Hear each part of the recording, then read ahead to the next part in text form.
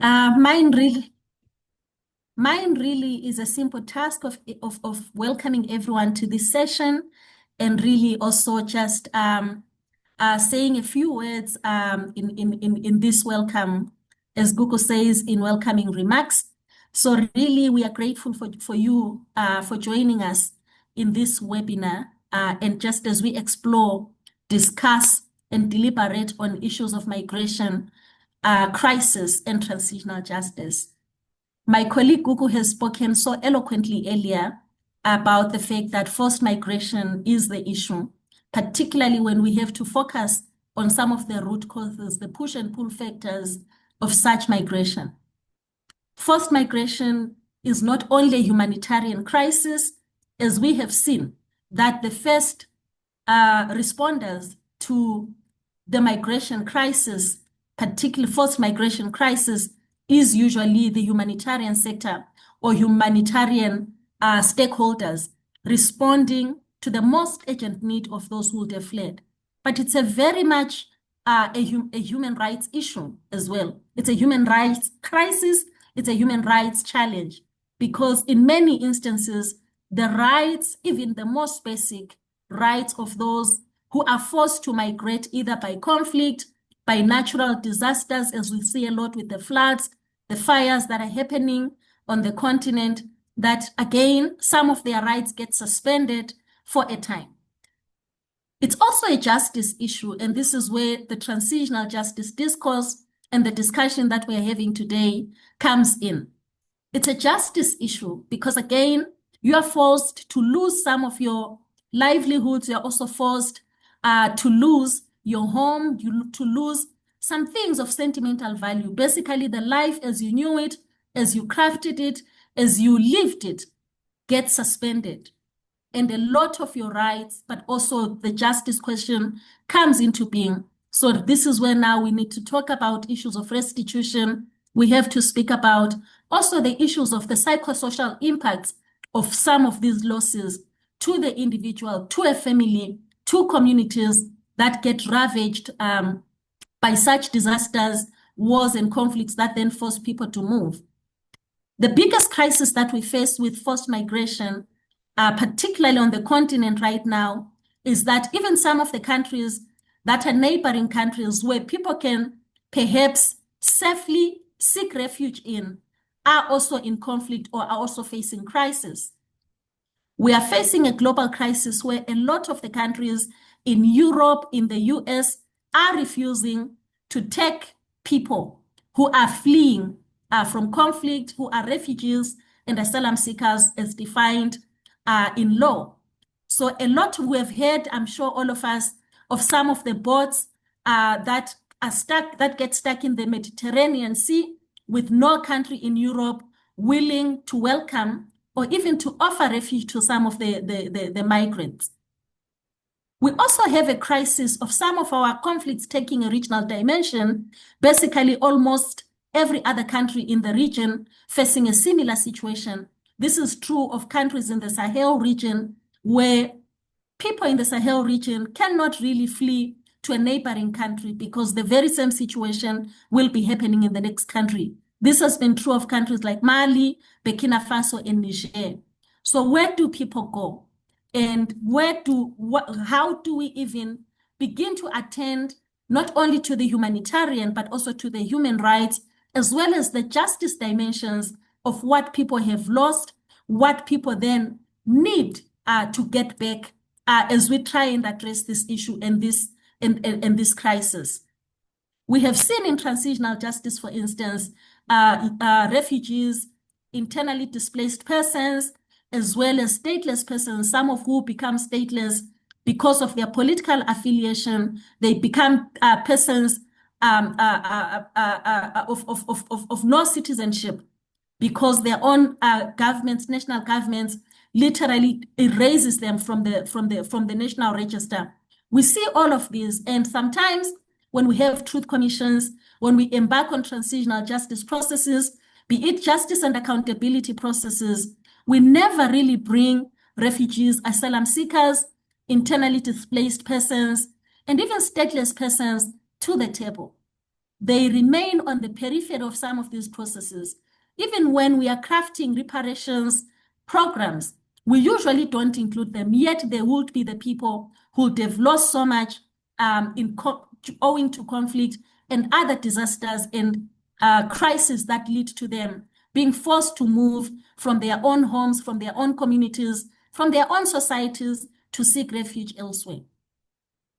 I will now really welcome and thank in advance our panelists for today, my brother Nyasha Mpani from IJR, and my sister Achieng Akena, a very good sister and a very good friend, who will really unpack today this issue of migration crisis when it comes to transitional justice and how we can navigate and really be inclusive in our approaches in transitional justice when we start crafting ways forward, dealing with the consequences of the conflict, but also really bringing in the vulnerable people who are most affected and sometimes most vulnerable to the conflict and the impacts of the conflict. How do we bring them to the table? How do we redress and address some of their eminent challenges? And how do we ensure that transitional justice leaves no one behind? Thank you so much, Nyasha. Thank you so much, Achieng. We look forward to hearing from you and gaining a lot from your expertise on this subject matter. Thank you. Thank you very much, Anna. That's Ms. Anna Moyo, our Executive Director at the Center for the Study of Violence and Reconciliation. For those who've just joined us, my name is Gugu Nonjinge. I did apologize for my camera. It is not working. I've tried other devices. I think it's a problem with the Zoom that I'm on. As Anna has mentioned, I think the most important part about this discussion is recognizing how displacement represent not just a humanitarian crisis, but a justice crisis. And that is why we felt it's critical and very necessary to have this important discussion of locating that within the transitional justice conversation. I think part of the work that we do in this space as CSVR is using transitional justice as a lens in addressing not just one issue, not as a lens not to address past violations only, but to also look at confronting the structural and political conditions that people face in our continent. And today's dialogue invites us to ask the necessary questions. We are going to look at some of the needs and the rights of displaced people that are adequately affected by displacement and how they're reflected in transitional justice processes. We're going to look at the role that truth commissions, reparations, and reforms can play in preventing future displacement. And lastly, we're going to unpack how regional bodies, civil society organizations like ourselves, and communities themselves can drive forward a justice-centered response to migration.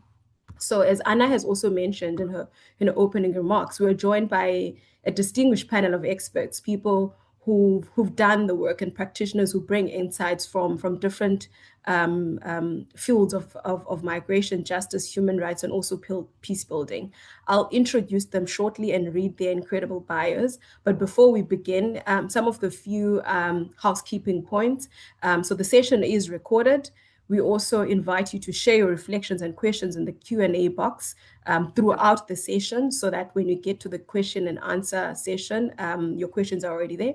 Also, please feel free to engage with CSVR and some of our partners that we're hosting the webinar with on our social media. So without wasting any further time, I'll introduce our first panel member today, which is Mr. Nyasha Mpani, who is a governance expert with experience in data-driven advocacy around democracy, good governance, and human rights in Africa.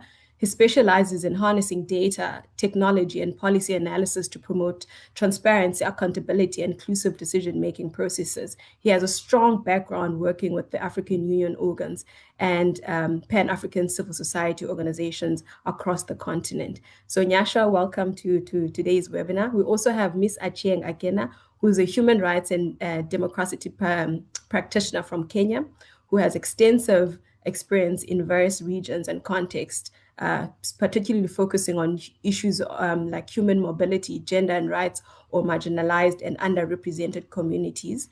She previously worked with both the United Nations and the African Union peacekeeping missions and has engaged extensively with Africa's regional systems for over 18 years. She holds a Master's of Studies in International Human Rights Law. So we have the right people in the room to help us unpack this conversation. And my role really is to ensure that we have a really great conversation today. We take something out of it, but also at the end, we come with a much more forward-looking, solution-driven sort of recommendations, Nyasha and Achieng, and also ways in which we can collaborate as civil society, but also across stakeholders that are working in this field. So Nyasha, we'll start with you today, and I'd like you to paint the picture for us. What is the data showing from your side? What are some of the root causes of displacement in our continent? And also look at maybe the drivers of migration and displacement across the continent. So if you could just paint the picture of what's coming across from the field in our continent. Thank you so much, Gugu, and thank you so much to CSVR for hosting this very important webinar. I think if you want to look or to frame migration and displacement in Africa, obviously it's very important that we look at what the data is saying, so as to be able to frame the scale of migration intentions across Africa. But before I go into the figures, I think one of the most important thing that I would want to emphasize that you are going to see from our data that displacement or migration in Africa is not just about borders, but it's about broken systems. The data that we have shows that we have got broken systems in our continent. And when I say broken systems, I think our systems are broken politically. We have broken systems economically, we have broken systems socially or culturally. And these are some of the reasons that are then causing issues of displacement or migration across the continent. But if you go into the numbers, you'd find that according to the Afrobarometer 2024 survey data, which they conducted across 24 African countries, 47% of our African respondents, they have considered emigrating, a significant increase from 2016 to 2018 levels. And the highest level of migration intentions are coming from countries such as Liberia, which is on 78%, Gambia 68%, Cape Verde 64%, Ghana 61%, and Nigeria, which is 53%. And if you've been fortunate enough to have traveled into these countries, you'll be able to understand why there is highest migration intentions. If you go to Gambia, for instance, the country is broken from a cultural point of view, whereby in some instances it's known as there's what they call like sex tourism, in instance where young boys and young girls, they offer themselves to tourists as a way of just getting that ticket to leave the country.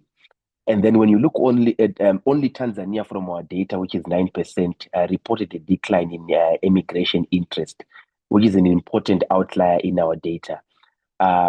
So we can really try and see from these figures from these very few countries that indeed our displacement or migration in Africa is not only about borders, but it's about broken systems. But if we then now try to look at the structural drivers of migration, of displacement, where we now go deeper into trying to ask citizens why are they migrating or why were they displaced, you'd find that 49% of African citizens, they do say they migrate or they are displaced as a result of better job opportunities.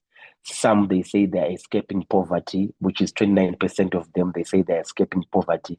And these are some of the top two reasons for immigration or displacement on the continent. But however, there are other underlying drivers, which include governance and political repression. And I mentioned what is happening in Mali, Burkina Faso, is an issue of governance and political repression, which has caused majority of our brothers and sisters in those countries to be able to emigrate. Issues to do with youth unemployment, they are very key on the continent. Most of our youth they are emigrating as a result of unemployment.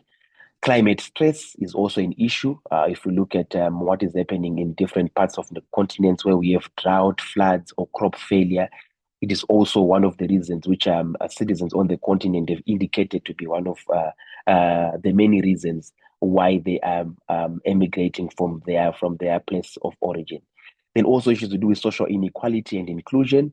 On the continent, we do, especially with what is currently happening on the continent, social inequality is getting more and more high, and more people are being excluded from the economic or social benefits of each and every country, and it's one of the reasons why people are also migrating.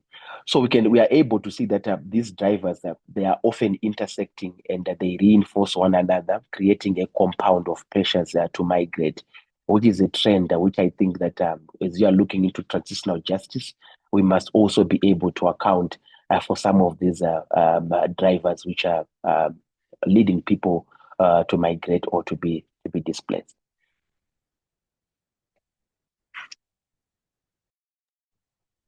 Thank you, Nyasha. I think that's very interesting, and somebody who interacts with the Afrobarometer data quite a lot. For me, I think it would also be interesting to find out the differences within the countries. If we're looking at countries like South Africa, and obviously splitting the data by demographic dividend in terms of who's actually considering leaving the country. And yes, you've cited quite a number of drivers that people mention in the surveys that cause them, or rather makes them want to leave their respective countries. And it's not just conflict alone. And obviously, I make a special case of our country, South Africa, and you've mentioned Liberia and others, that it's not just the conflict, it's not just the climate issues, but also the other economic issues that people cite to move to other countries. And I think for me, maybe we could also look at the disaggregation of that data at some of these countries by the social demographics. Is it younger people that are leaving, or is it older people? Is it people with no education, or are those that are educated as well? I don't know if it's something that you can speak on as well from your side. Thank you so much. So I didn't pick South Africa when I was doing my research for this webinar, but obviously it's data that is available for any of our colleagues who might want to know what are the trends when it comes to South Africa. But maybe if we look at the geography of the movement, you would see that while Europe 29% and North America 31% remains top destinations for most of our African brothers. 22% of potential migrants prefer to relocate within Africa.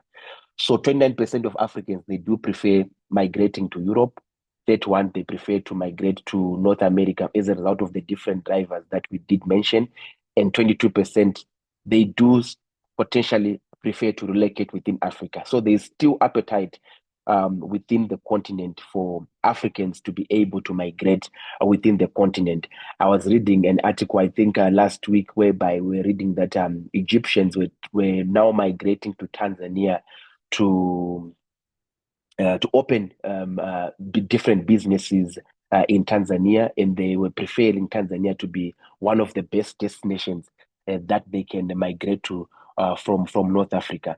So this appetite to have a high potential of migrants preferring to locate within Africa, I think it highlights the importance of inter-African migration governance and regional responses to displacement. I'm happy that we do have a migration policy framework that has been established by the African Union, and also obviously the current discourse where we are talking about the African Free Trade Area, which is also trying to seek to address some of these issues to do with migration. But I think from a numbers perspective, this is the geography of movement that we have. that, yeah, there's indeed appetite for migration within the continent, and also when you're looking at Europe and North America. Thank you, Nyasha. Thank you so much.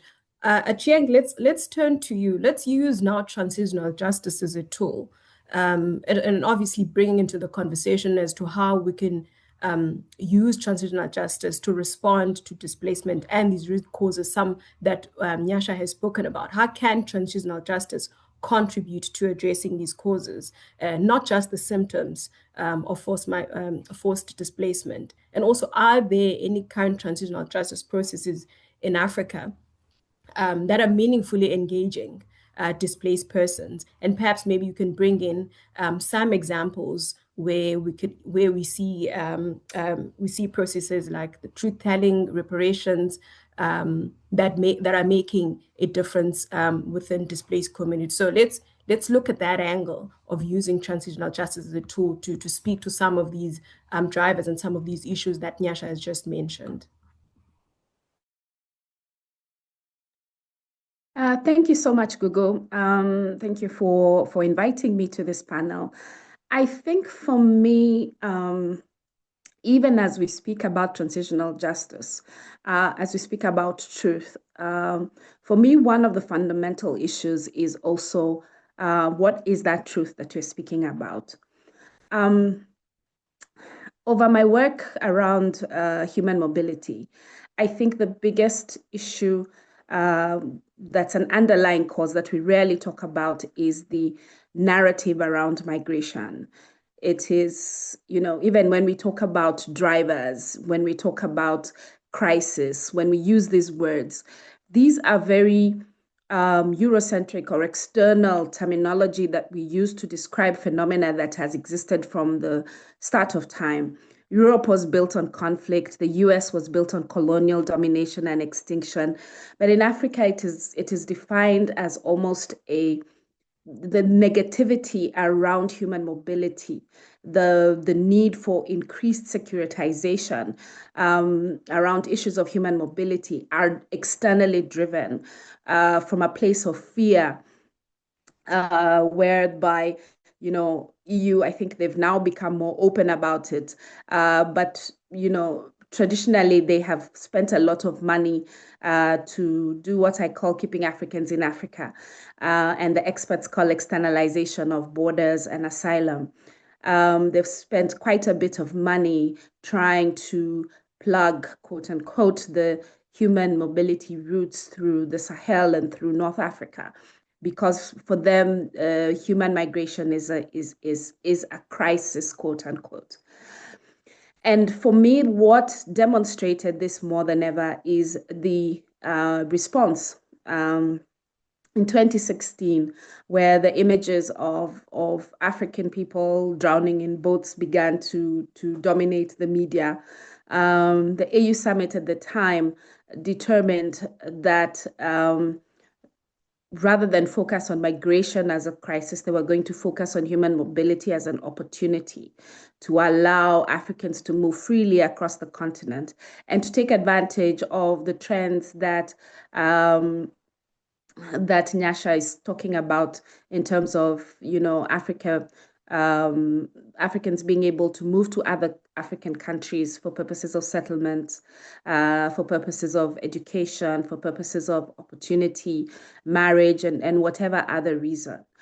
And I think that this framing of migration as a crisis, as a thing that happens to Africans, really negates the fact that migration is not only as old as time itself.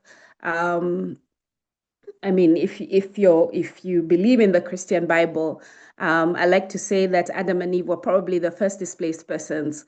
And if you believe in, traditional histories, I, for example, come from the Luo community, and we trace our ancestral history through a narrative of migration from Sudan all the way down into predominantly East African. We have communities along the way that have retained some of those names. So, for example, the Japadola in Uganda, Adola in my language means wound, and it is believed that one of the brothers that triggered the migration had a wound and could not continue on the journey and had to settle in that area.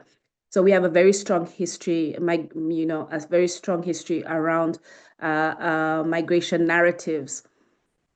And, for me, migration is the ability of human beings to move is a fundamental need for human beings. It's a human right. It's contained in the African Charter on Human and People's Rights. And as you said, Gugu, people move. Everyone is moving. Whether the problem is whether you get named as a migrant or as an expatriate, or as the current context of digital nomads who are being accommodated across the world. I think if you look even in the streets of Nairobi or Dakar or Addis, there's a lot of young European American migrants who have come to learn, who have come to do internships or research or whatever it is, but taking advantage of the opportunity. They come back as experts on Africa. And so my question is always, why is it that it is the young African face or the young African that is the face of drowning in the Mediterranean? And I think my answer to that goes back to Nyasha's presentation around broken systems, around the lack of protection for people who choose to move, around the lack of protection of people who may want to move but end up being taken advantage of by criminal elements, around the lack of protection about people who move to seek refuge from the drivers that he discussed. And I think it's a problem for me that even for the people who are being forcibly moved, despite the fact that drivers have significantly altered over the years, we have new drivers, we have intersecting drivers, that distinction or that what people are merited to, rather what's considered as the justifiable reasons for moving forcibly is determined by 60 to 70-year-old international treaties that do not account for mixed migration flows and the fact that it is very difficult to distinguish drivers. Political persecution or persecution in general is no longer the sole, justification for why people will move from where they are. And, the disaggregation of protection, providing different protection regimes for those people who've supposedly moved for this reason versus those who've moved for a different reason, not only confuses the system, but forces people into lying about why they're moving. And yet we know all these intersecting factors. Is somebody may be moving for conflict today, but then they'll be forced to move later because conflict results in lack of food and lack of economic opportunities and so forth and so on. And so these broken systems that don't provide holistically for people on the move are very problematic. And when I say broken, I mean both the international systems in place as well as the governmental systems in place that are supposed to provide protection. We see, for example, women who are on the move are disproportionately affected by these broken systems. Particularly because women migrate to industries which are naturally not protected. So the entertainment industry, domestic work industry, which have less oversight. So we see not only this lack of protection, but we also see lack of access to sexual, reproductive, and health rights, increasing a lot of maternal morbidity. We also see a huge risk of refoulement. I think in terms of the specific question that you asked me around transitional justice systems and how migrants are having, before I talk, okay, let me just go on, and how migrants are having access to these systems. It is by no mistake that the AU has branded this a year of reparations. And most of it is to push the narrative on issues like slavery and the forced migration that happened during that time, the stolen peoples, and how they access justice for these historical injustices that have happened to them and have located them away from the continent, and how those factors continue to affect their lives, for example, in the US to date. But in particular, when we're talking about TJRC processes, when I was working with the International Refugee Rights Initiative in Uganda, we actually engaged with South Sudanese refugees in Uganda around the TJRC processes that were happening in South Sudan at the time. And I think my biggest concern was just the lack of information that existed amongst the refugees in Uganda. While on one side, the government of South Sudan or the TJRC processes in South Sudan were very positive about and very, seemingly determined to engage refugees in those processes. The refugees themselves had very little knowledge that there was even a TJRC process ongoing in the country. And then there were, concomitant issues like the perceptions around trust, which is a big thing when you're trying to do a TJRC process. One of the biggest obstacles we ran into is people simply did not trust.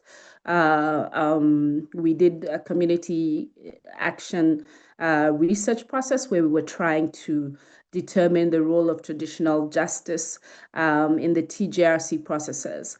So we thought it would be just talking about traditional processes and their role in TJRC. However, when we reached the ground, I think we had to take several steps back and just begin with explaining to people what the TJRC process is, that it wasn't a political process, that we weren't trying to entrap them by getting them to give their political views.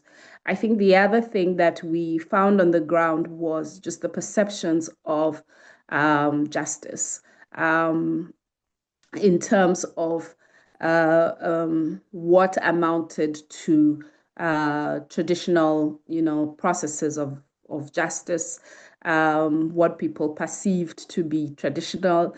And I think even as we talk about TJR processes, I think we rarely interrogate how many layers there are, particularly for communities that have been engaged in conflict for a number of years.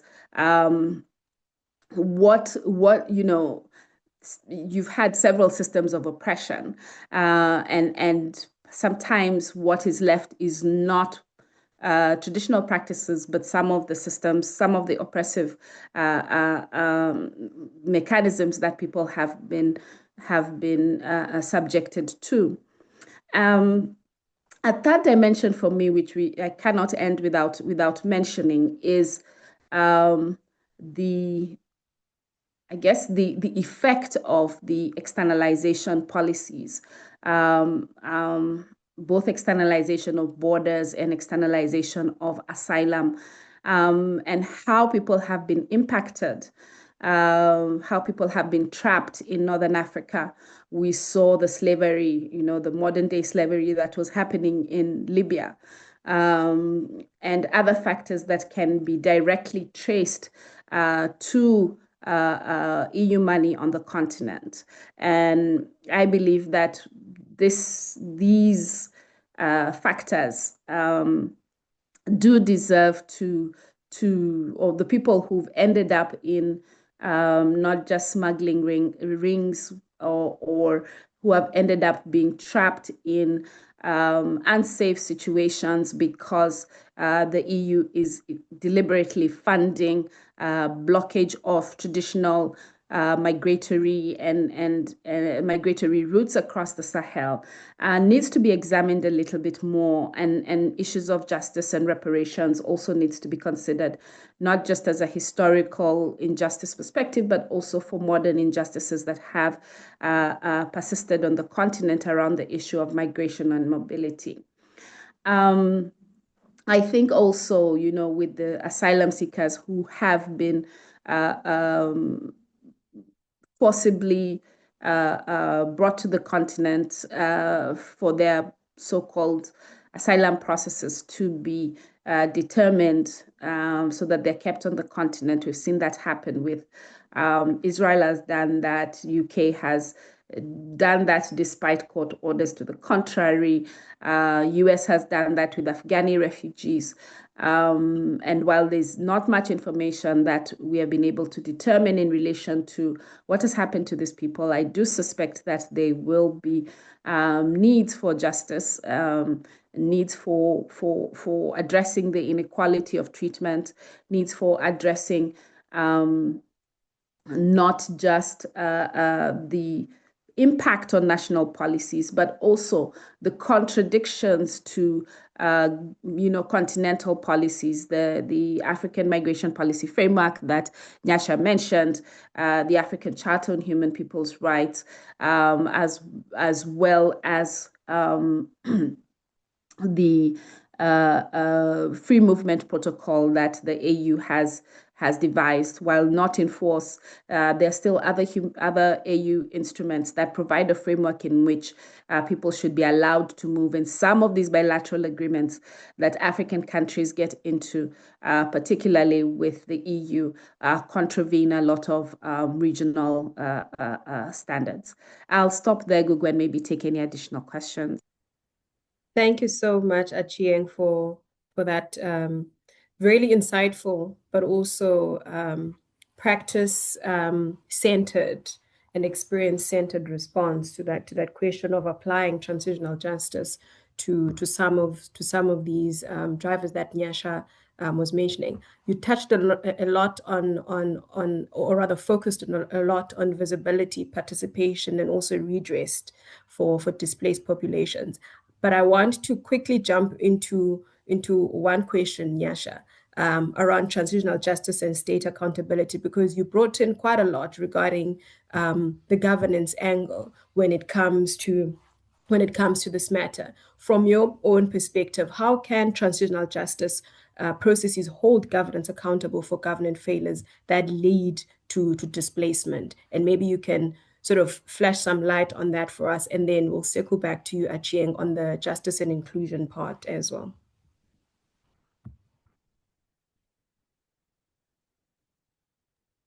Thank you so much, Gugu. I think states and the African Union, they do have obligations when it comes to the topic under discussion.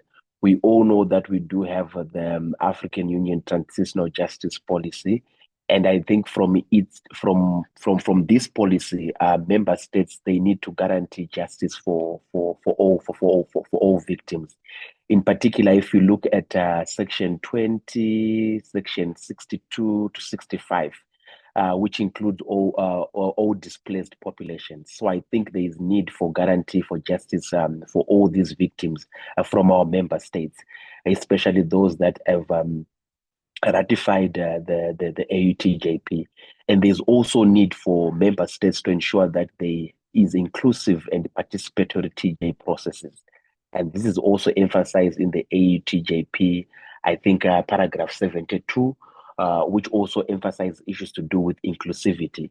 So member states and as well as the African Union, they need to ensure that they're inclusive and there is participatory transitional justice processes. And also, if we then look at the migration policy framework, which was enunciated by the African Union, there's a lot that member states are required to do.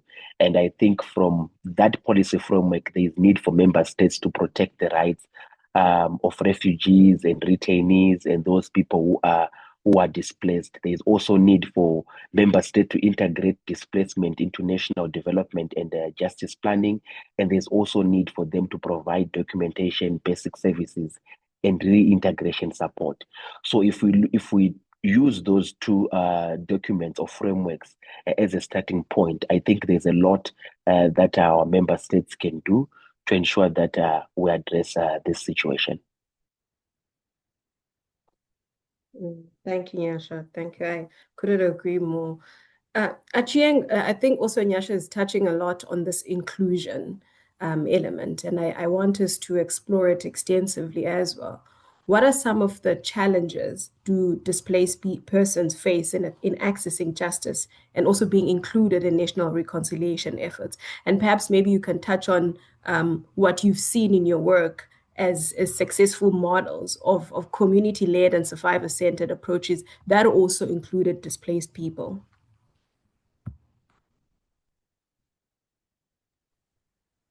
When it comes to justice, particularly in refugee settlements, I think we first have to consider that in most of the countries whether you're having refugee camps or refugee settlements, they're always located in lands that nobody really wants. Basically, they'll be in some, border area or some area where there's not local populations who are claiming that land, because, as you know, as Africans, we're very attached to our land as it gives us a sense of belonging. And so, well, beyond that, there, of course, are other reasons included. But most of the time, you'll find refugee camps and refugee settlements in places that are not used by local populations. What does that then mean? That means that access to those places is difficult. Those places don't have, I guess, due to access, they also don't have a lot of governmental services in the area. You wouldn't find as much courts, or some of these areas are located 50, 60, 100 kilometers away from the nearest court. So what does that then mean for justice? Excuse me. I think what it means is that for refugees in particular, or forced migrants, particularly those who end up in settlements or camps, they use what they know, which is traditional mechanisms. They use the systems that exist. You have elderly people who are in those communities who try to mediate conflict and dole, quote unquote, justice in the best way that they know how.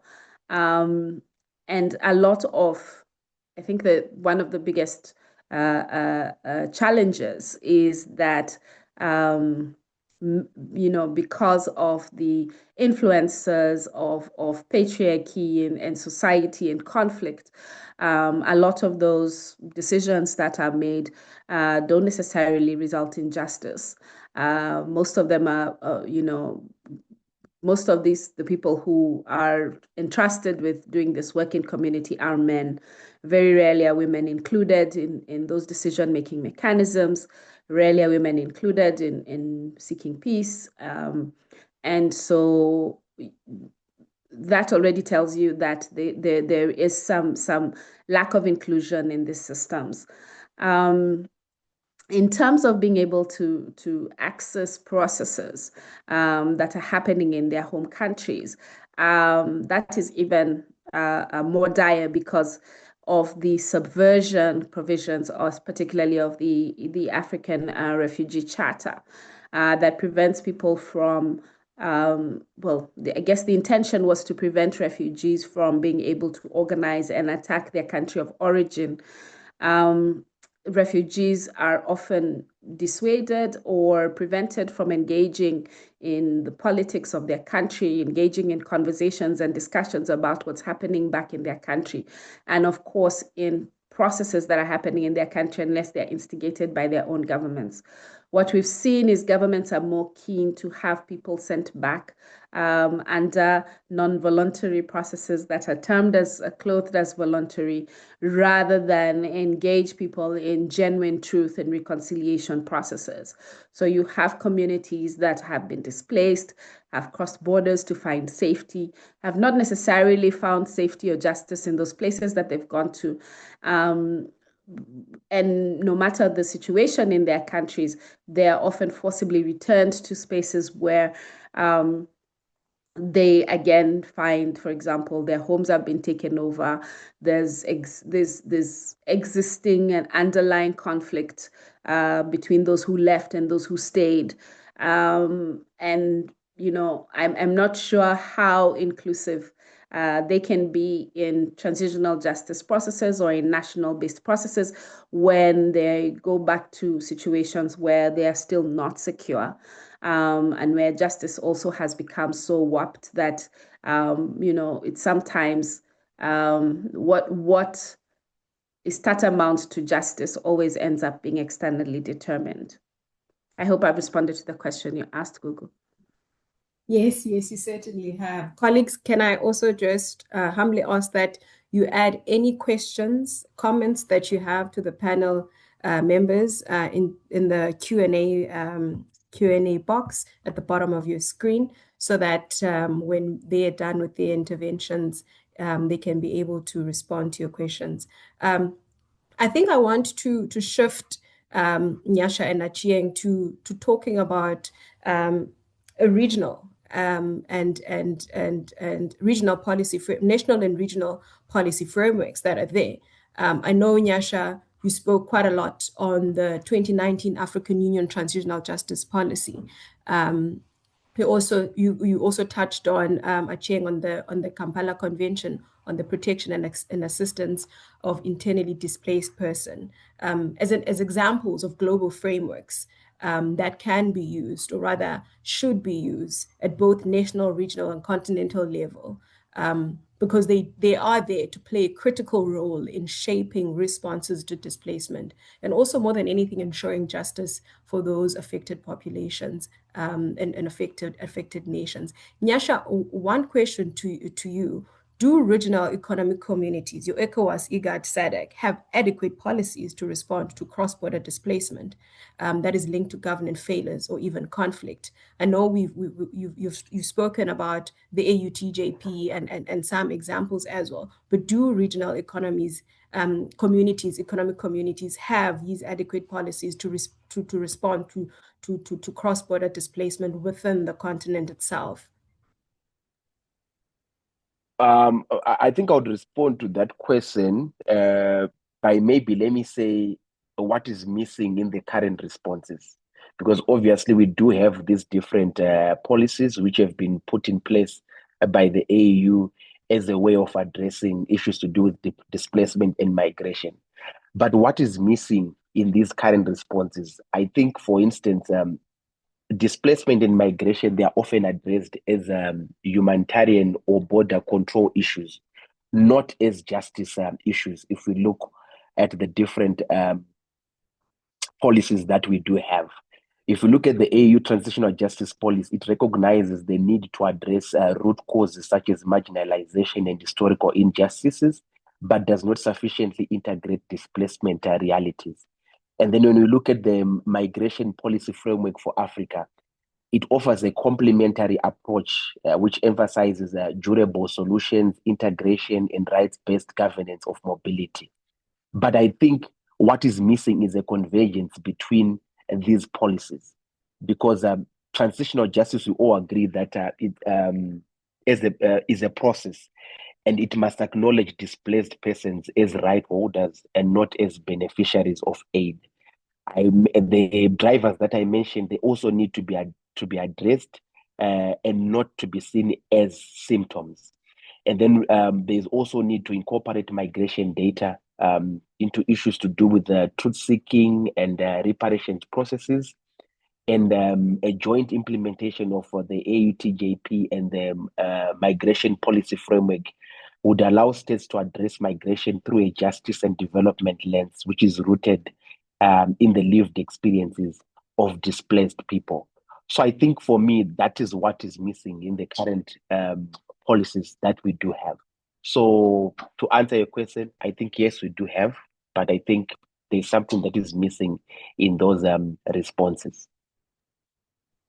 Thanks, Nyasha. And I think also it is not to say this type of work should be left only to regional and national bodies themselves alone, but also we have to recognize that this type of work as well needs to be done by the broader, civil society organizations as well, that they also need to be included.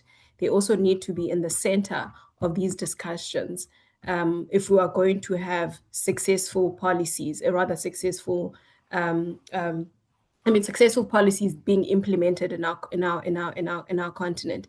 Achieng, in your work, or rather, if you can reflect, how can civil society organizations or civil society at large, academic institutions, and affected communities influence policy change in transitional justice and migration, recognizing the need that it is not only a policy framework conversation, but also a much more coordinated and a much more a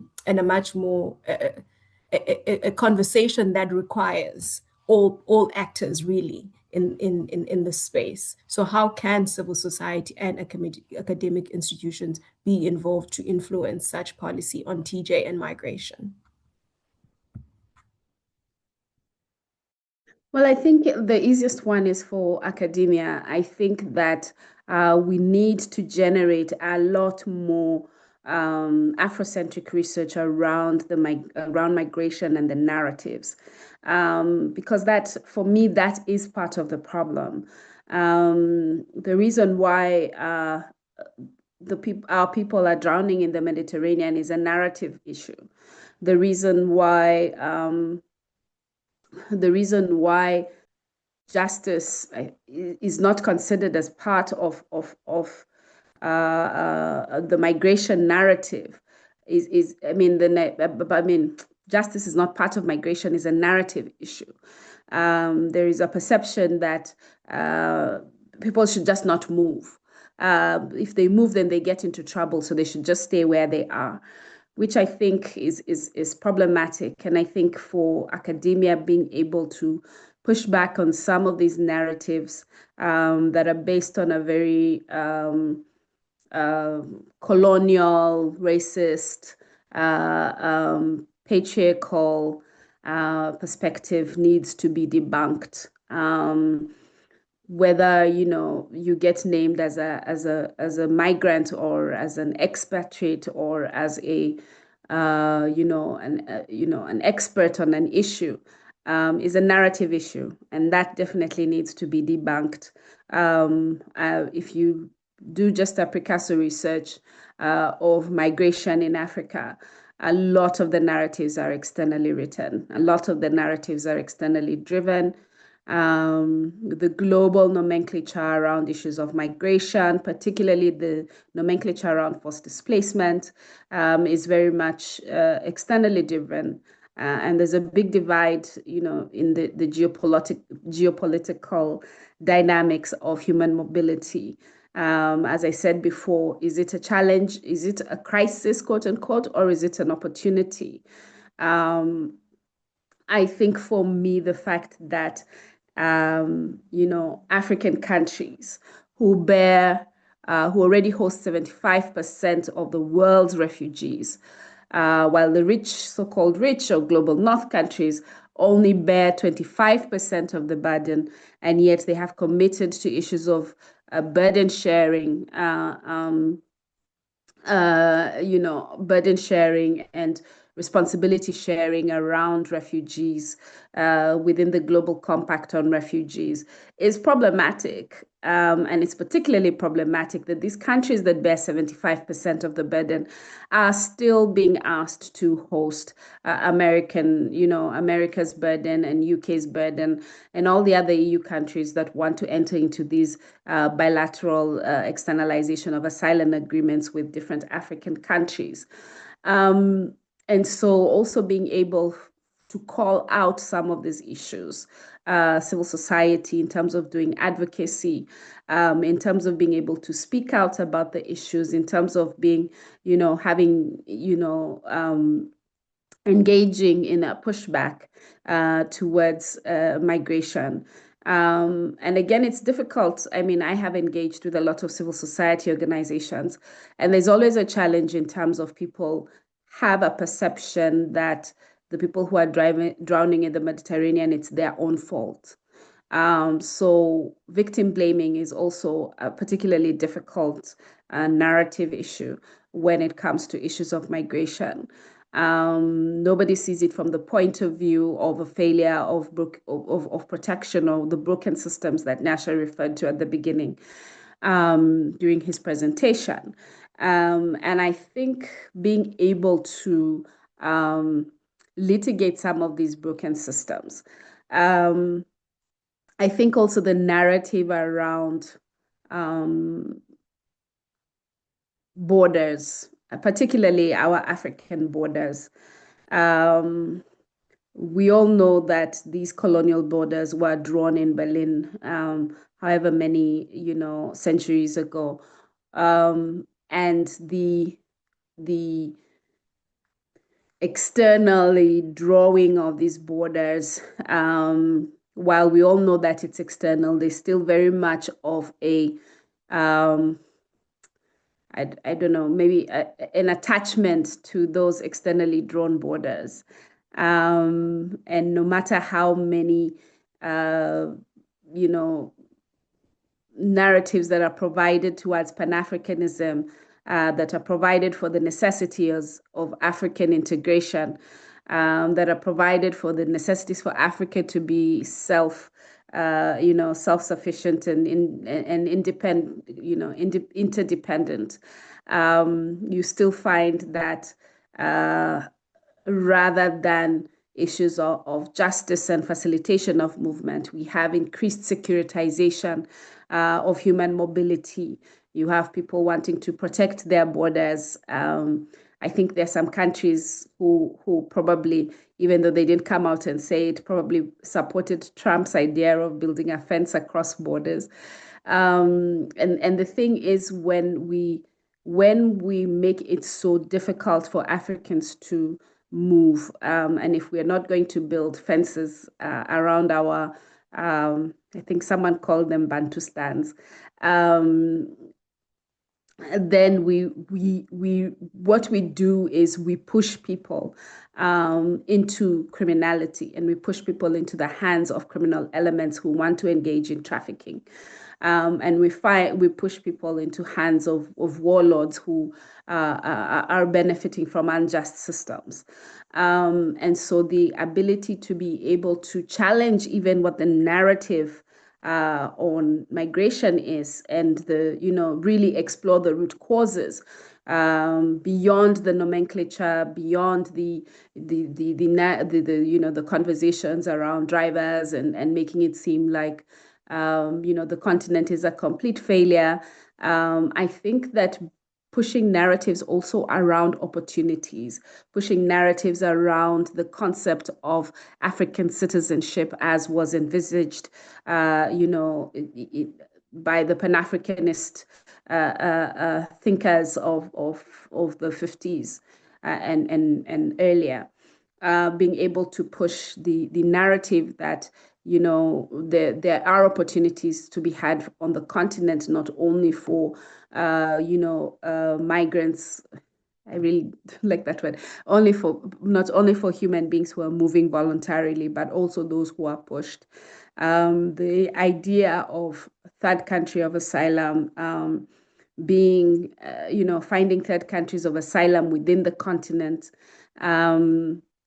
is very, is something that has been discussed in theory, but is yet to be properly implemented in practice, where African countries are willing, and, there's actually a provision of the African Refugee Charter that requires countries who are overburdened with refugees to ask other African countries in the spirit of Pan-Africanism to assist with the burden and take over some refugees. I have not seen any such request that has happened, and perhaps pushing for those sorts of taking advantage of existing policies, existing structures around human mobility, existing agreements at a regional level, whether it's, ECOWAS has human mobility provisions, EAC has human mobility provisions, SADC, though limited, also has human mobility provisions. How do we use even the existing mechanisms across the continent, because there are quite a few, to push for human mobility for Africans that is not only fair, but is just and done in dignity. Thank you, Achieng. Thank you for that reflection. I'm one to not necessarily follow a script and using my moderator's power. I think amongst our participants today, we also have Dr. Bobbin Valerie, who's my colleague at CSVR. He's also the African Union IOM Migration Ambassador for Central Africa, representing and mostly emphasizing youth engagement in migration and governance. I'd like to hear from him in terms of what's coming out when it comes to youth and migration, and particularly centering transitional justice and justice in that conversation as well, as opposed to, reflecting mostly in their participation in that space, particularly migration governance. Bobbin, you can unmute yourself.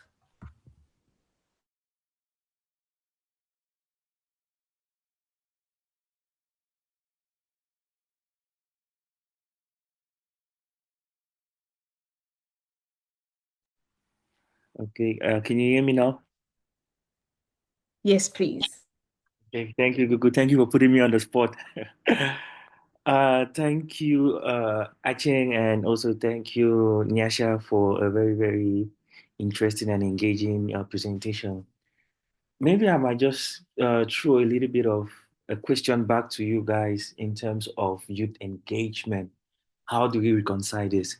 Sub-Saharan Africa, 70% of Sub-Saharan Africa is made up of youth, and generally 60% of Africa is made up of youth. But we find that youth are not really that much represented in the migration discussion. And they are also the most heavily impacted. They are the most vulnerable population dynamic within this context. They are also the ones who are migrating, but in terms of decision making, it's left to the higher ups. And in my last year of engagement with the IOM and the African Union, the Department of Migration, we have found it as youth really increasingly difficult to be able to bridge the idea of youth meaningful participation in migration governance. Right now, the African context is getting worse in terms of conflict, in terms of climate change. All of these are occasioning migration. So from your own perspective, beyond the holistic method where beyond, not holistic, but beyond the hierarchical method of migration governance, whereby we have states, we have the international organizations, we have the intergovernmental organizations like the UN and AU and EU. How do we bridge that gap? Because I think from my last 2 years of engagement, I think that gap has not been bridged.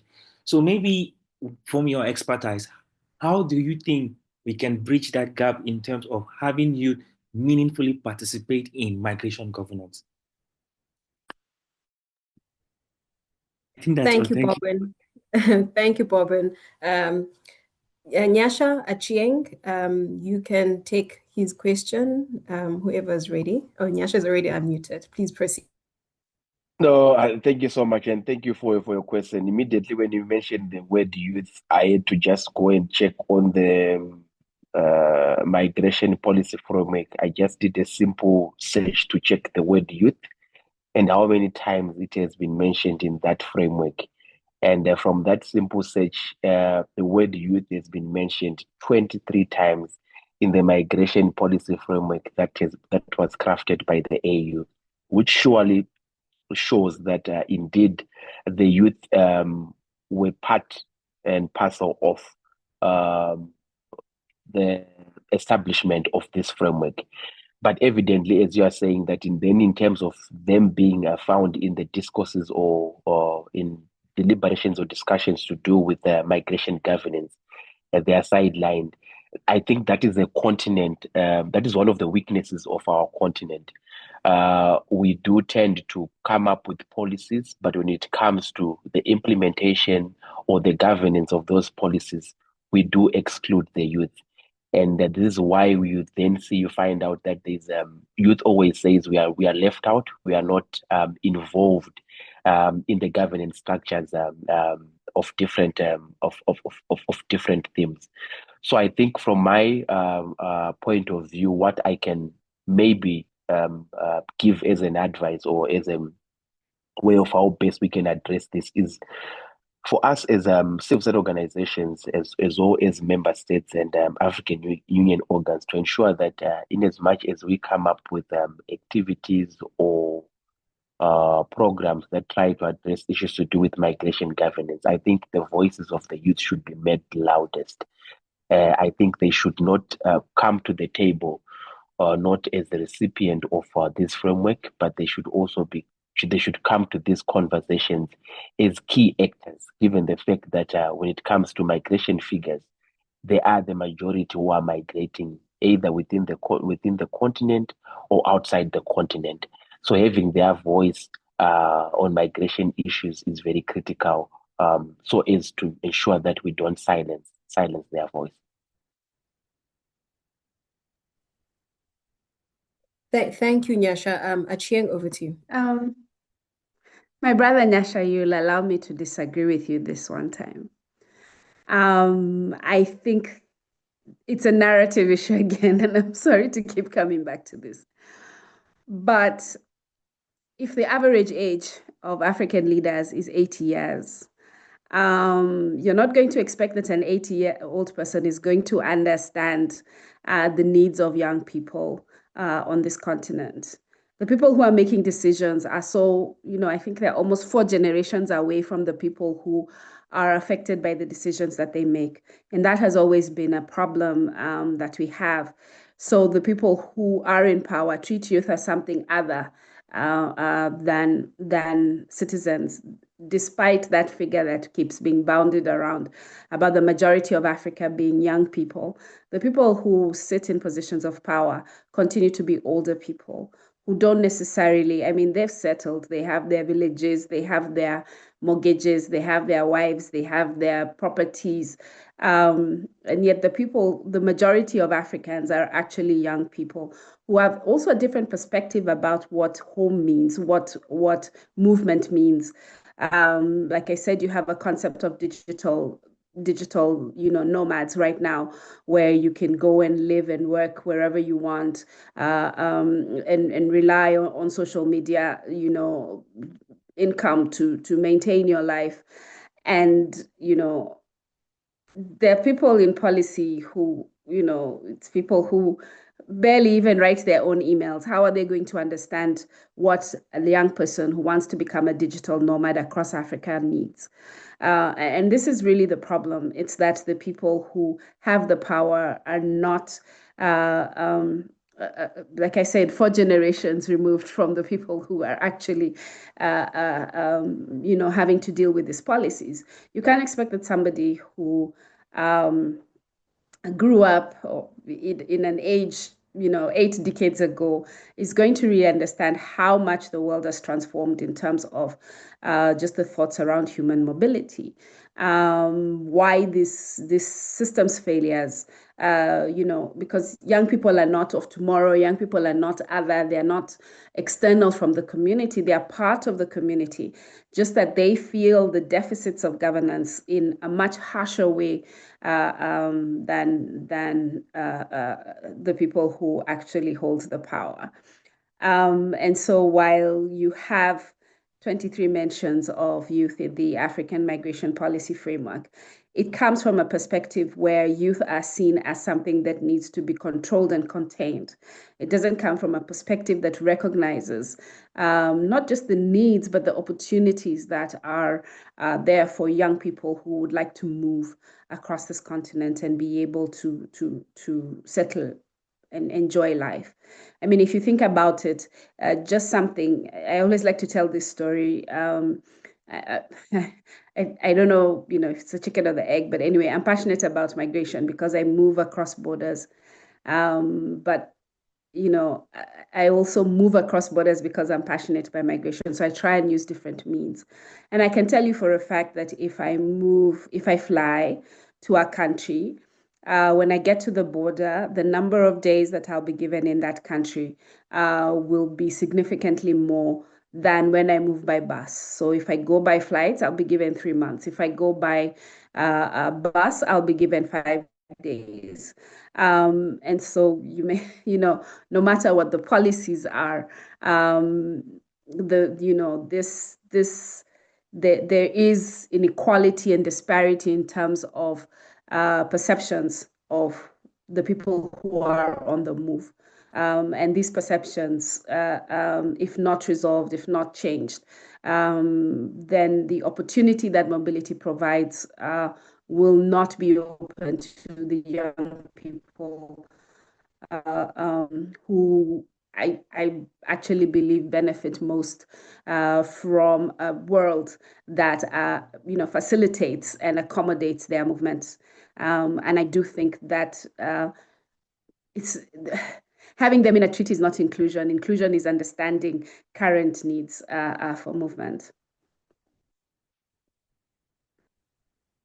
I think Achieng has sort of started us in another interesting conversation, Achieng, on participation and the engagement of young people, and it not being in a tokenistic approach, but a meaningful inclusion and participation of young people in some of these processes. I think my colleagues who are here are listening because it is a conversation that needs to be had. And I think it's also up to us to frame it differently now, because each and every year there's conversation about youth participation, but nothing moves forward. And some of our colleagues from the African Union who are here as well. But I want to turn to the questions without wasting any time. If you have a question, you can raise your hand. Please do so that we can take the questions, and then we will get some closing remarks from our panel. But I have one from Samuel Murray from Liberia. How is transitional justice related to displacement? I think this was touched on quite heavily by Achieng in her first opening remarks. But I don't know if you have anything to add, Achieng, to that question or in your response, really.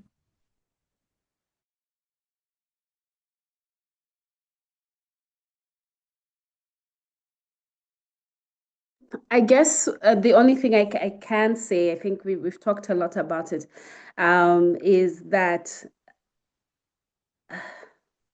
I think it's also part of the problem that sometimes the issues that we talk about are so segregated. The discourses on migration are usually not inclusive of transitional justice or of justice more generally. Migration is seen very much from a personal responsibility point of view. Like I said, I call it victim blaming, but it's almost like the focus is on the individual who chooses and not chooses to move, and not on the governance and development components of migration so much. It's almost like if you decide to move only where we allow you to move to.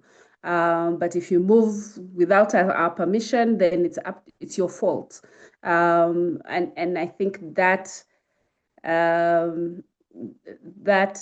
dichotomy of issues sort of makes it difficult for the correlation, for seeing the root causes which is why this conversation was so important, because we're looking at the connections, the interconnections. What is it that relates transitional justice with mobility? I think it may not be as clear because these conversations usually happen in completely different contexts.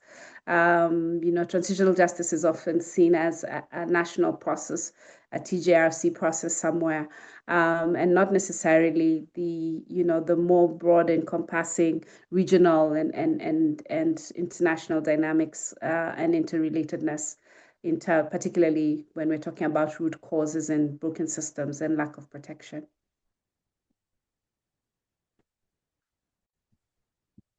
Thank you, Achieng. I'm not seeing any questions, so in the interest of time, I will move to your closing remarks, really, looking ahead. And maybe, Nyasha, we can start with you.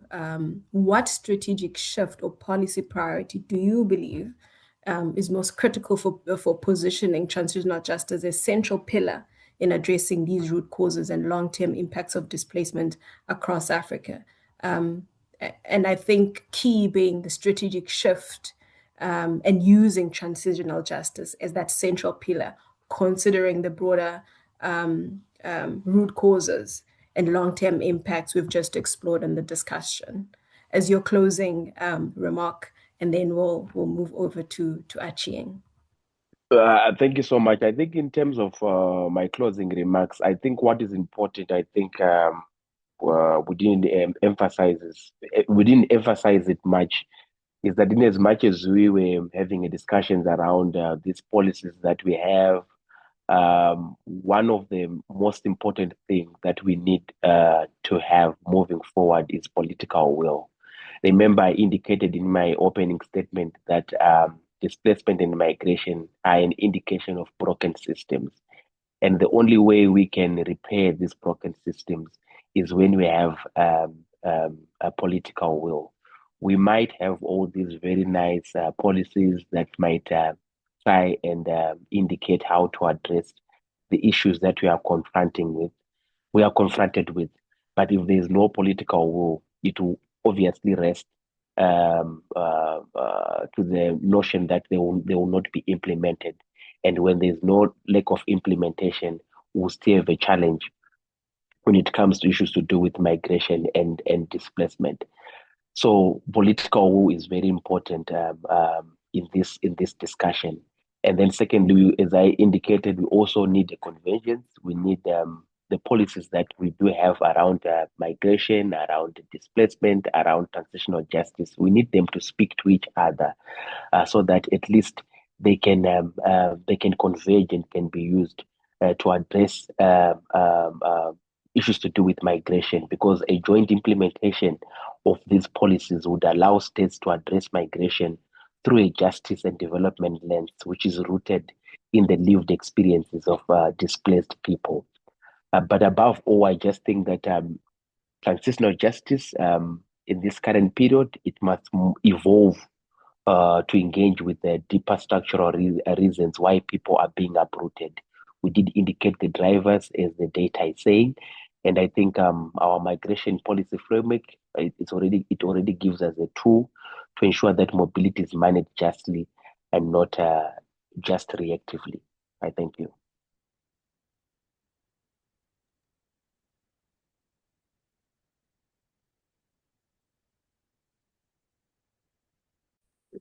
Sorry. I agree with Nyasha this time in terms of migration policy frameworks, and beyond the AU migration policy framework for Africa, the free movement protocol and regional economic policies. Around free movement, around free movement, but beyond free movement arrangements, I think the idea of global citizenship or Pan-African citizenship that allows Africans to be able to live across the continent provide services, provide expertise where it may not exist. The whole underpinning of Pan-Africanism as the need for a more integrated, holistic society. In my view of Pan-Africanism, it should be possible for me to move over and live in Equatorial Guinea, because that's the country I can think that's furthest from me at the moment. Live freely there, have access to healthcare services, have access to justice mechanisms, have access to education and any other services that I might need as a human being. I think there's too much focus on state priorities, particularly around securitization, than there is around the people who are moving and the benefit that an open, free movement regime can have, the opportunities that it can build for us, I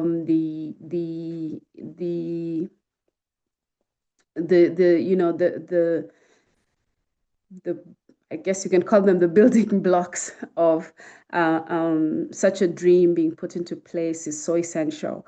We celebrate a lot about how a lot of our African countries, although they have not signed the Free Movement Protocol, are changing their policies to allow Africans easier travel across the different countries. For me, this is just not enough. It's not just enough to allow people to come into the country. When they're in the country, what happens to them? Because we're human beings, we're not goods. We're not a table or a chair. I'm so sorry. I'm so sorry. I seem to be losing power. We can hear, we could hear you properly though. Okay. And no, it just warned me that it was gonna turn me off. Sorry. So we're not goods that you deliver from destination A to B. We're human beings, meaning that where we end up, we need to have health, education. We need services. We need to be able to live. We need to be able to work, to earn a living. And so having all those other things put into place is a necessity. But I think also particularly for forced migrants who end up leaving, while one of the durable solutions is return, research that we did together with Rema in Burundi shows that return, it's assumed that return just means taking people back and putting them back where they were.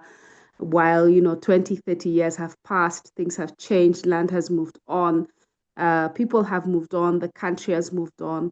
And what does justice mean for those people, even if you're going to include them in TJRC processes? They have additional needs beyond ones that may have been enlisted when the TJRC process comes. They have layer upon layer of injustices, the original injustice that had them flee from their countries, the injustices that they failed in their pursuits of exile and safety, and the injustices they face when they go back home. Do we think about it in those layered processes in terms of what then amounts to justice? Where does their truth fit in within a national narrative that doesn't have their external experience? If somebody, for example, faced, maybe torture or rape in the hands of a foreign government when they first crossed the border, where do they get justice for those kinds of things? Are there transnational, transnational components of their experiences as human beings their experiences of injustice as human beings beyond the national context. And I think these are some probably considerations for much deeper engagement around these issues, around the intersection between mobility and justice, and dignity and equality. And I think there's so many trajectories that can be taken on. But I hope that at least this conversation has began to, pull out some of these complex issues that affect people who choose to or are forced to move. Back to you, Gugu. Thank you very much, Achieng, and thank you to you, Nyasha, as well. I'll hand over to Ms. Mary Izobo, who's our Advocacy Program Manager now, to just reflect really on the conversation today briefly in terms of what came up in the discussion, and then we'll close for the day. Thank you so much, Ms. Nonjinge. It's been a very enlightening, I would say, discussion, and just having Ms. Akena and Ms. Mpani dive into this topic has brought, not just the theoretical aspect, but also the practical aspect of the African migrant crisis. And so as we conclude this conversation on TJ and the African migrant crisis, I think that it's important that we reflect on the urgency of the challenges that we face, and the possibilities that are before us. Because I think one thing that was quite interesting was just looking at how Ms. Akena brought a different perspective, while, on the other hand, Mr. Mpani brought another perspective where migration was looked at on one hand as a crisis, but also at the other hand as an opportunity. And so oftentimes, when we look at migration today, it's often framed through a crisis lens, one that is marked by perilous journeys. We know of a lot of young women, young men who have gone through the Mediterranean Sea, from Libya to Italy, from Libya to the European countries.